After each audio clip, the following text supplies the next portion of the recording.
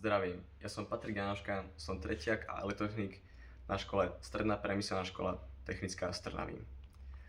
Tento rok sme sa zúčastnili súťaže Novark plný školám, kde techtoročná téma je udržateľná budúcnosť a my sme si presnejšie vybrali oblasť recyklácia a spotreba odpadu.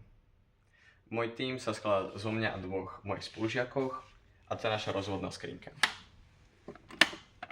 Rozvodná skrinka sa nám skladá z prúdového chrániča, merača spotreby, stýkaču, relé, ďalšie relé, časové relé a dokonca náš obľúbený zvonček.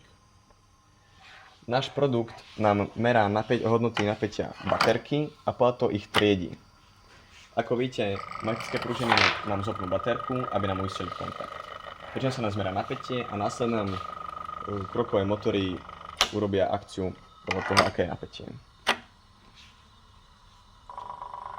Ako vidíte, baterky, ktoré nám nevyhovujú, idú rovno, baterky, ktoré sú dostatočné, nám idú doprava.